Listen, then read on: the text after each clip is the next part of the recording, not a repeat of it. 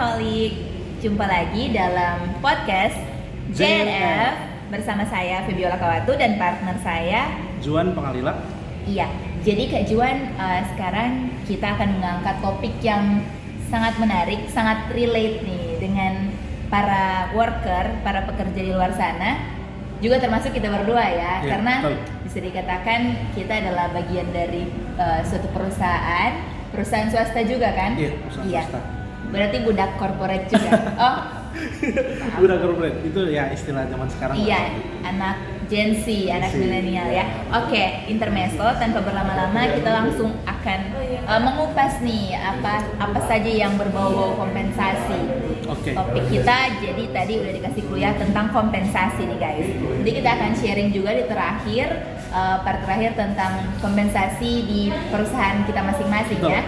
Tapi untuk sebagai introduction-nya, kalau menurut Kak Juan nih, kompensasi sendiri itu apa sih?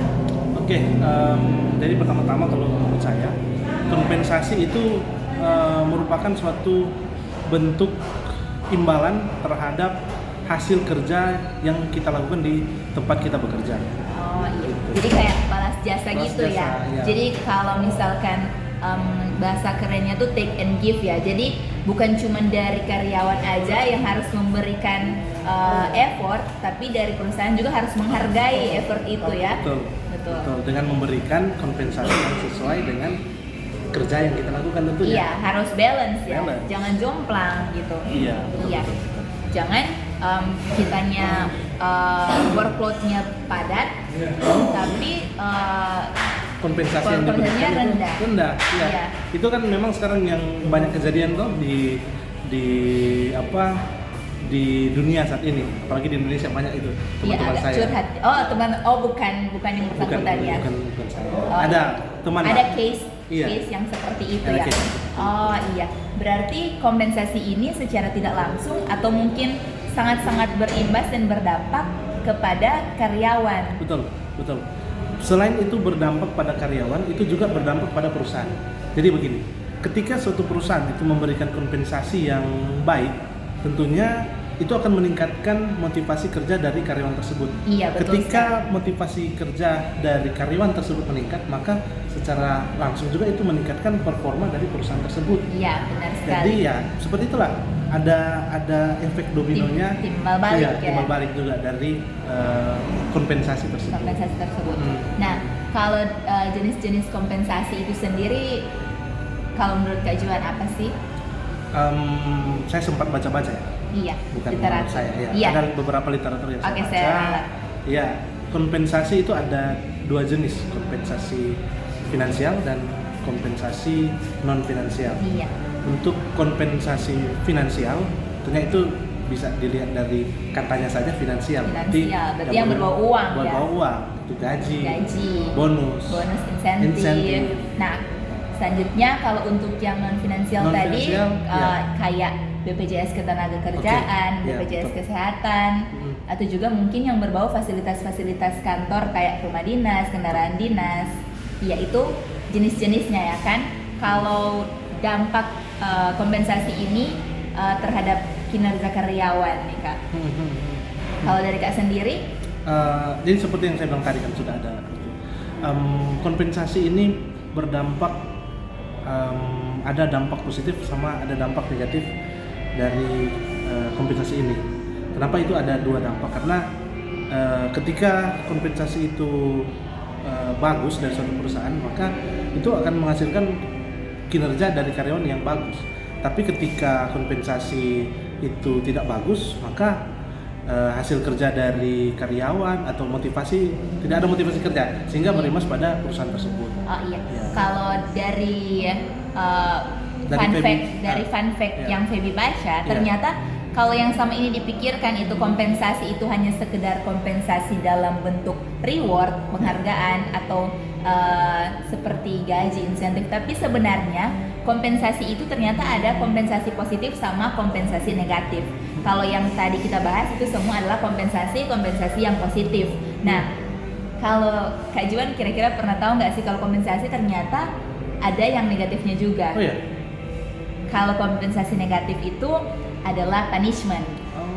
Jadi ketika kita melakukan hal yang tentunya melanggar regulasi atau aturan dari perusahaan, tentunya kita mendapatkan punishment. Ternyata itu juga termasuk dalam kompensasi.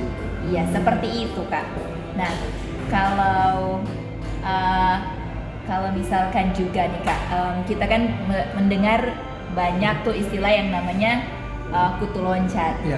Kalau dari Kak, apa sih hubungannya kutu loncat ini sama kompensasi? Kalau kita dengar tentang istilah kutu loncat itu berarti itu adalah seorang pekerja yang berpindah-pindah tempat kerja. Iya, Memang betul. ada beberapa faktor yang mungkin mempengaruhi hal tersebut. Ya bisa saja itu mungkin karena dia cepat bosan atau memang pekerjaannya tidak cocok.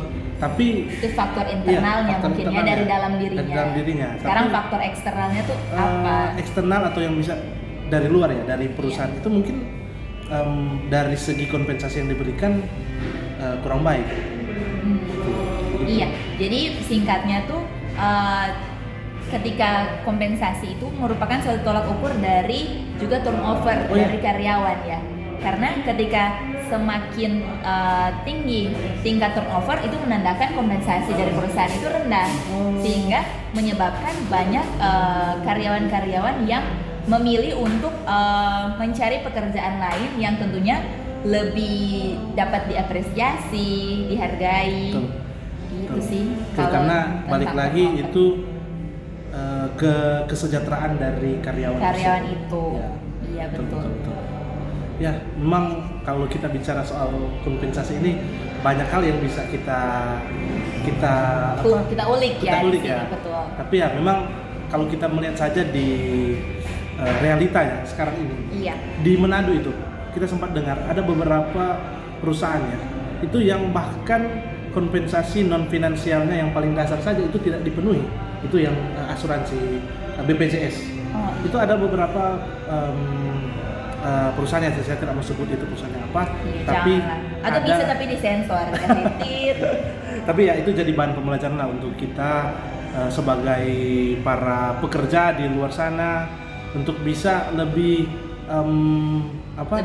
lebih aware lagi tentang kompensasi ini. Jangan kita Iya. hanya terima-terima saja. Iya. Betul. Jangan menurunkan downgrade kapasitas dan kapabilitas diri kita dengan menerima kompensasi yang tidak sesuai Iya. dengan value dari diri kita atau dari apa yang kita berikan kepada perusahaan itu. Betul. Karena di luar sana juga kalau yang Kak katakan tadi banyak yang tidak memberikan, tapi di luar sana juga banyak perusahaan-perusahaan yang sangat menjamin kesejahteraan dari karyawan Iya. itu sendiri. Nah, sekarang nih seperti yang Feby katakan di awal tadi, kita akan membahas kalau dari experience pengalaman kita di dunia pekerjaan, khususnya di, saya rasa tidak usah disebutkan kerja di mana, tapi dari Kak, apa yang Kak nikmati mungkin selama bekerja di situ, apa kompensasi yang diberikan sudah memenuhi beyond expectation dari Kak Juan sendiri, atau mungkin merasa masih bisa di-up lagi lah, masih bisa di-upgrade.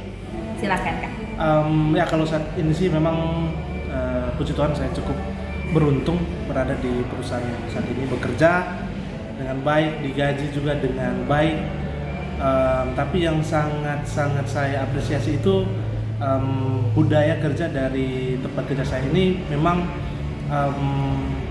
sangat suportif, sangat apresiatif. Nah itu juga salah satu sebenarnya Faktor pendukung ya. faktor pendukung, bentuk kompensasi yang bukan cuma dalam bentuk finansial saja, tapi Iya. dukungan support Moral. kepada karyawan.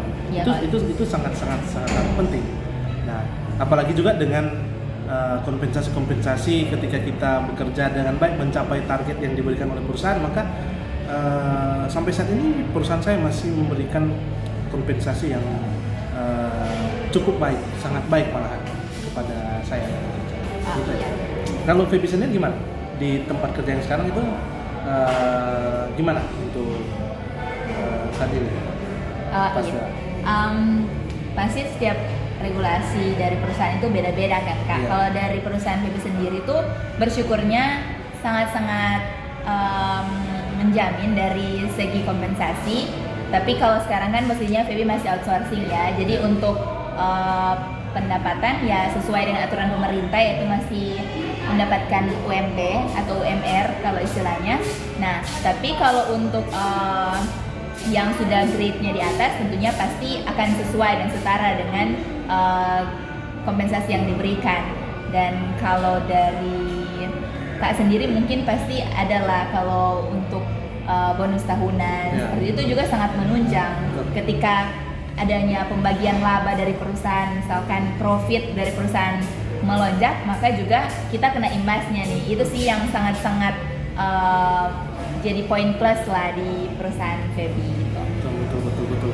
Jadi ya kita sebagai closing nih, closing statement lah untuk pembicaraan kita pada malam hari ini. Kalau Feby apa yang boleh kita pelajari lah atau konklusi lah untuk pembicaraan kita pada malam hari tentang kompensasi? Iya, kalau dari Feby sendiri sih uang sebenarnya bukan tolak ukur dari kebahagiaan, tapi di dalam memenuhi kebutuhan hidup tentunya kita realistis saja. Kita perlu yang namanya uang, kan kompensasi pasti berbicara tentang itu.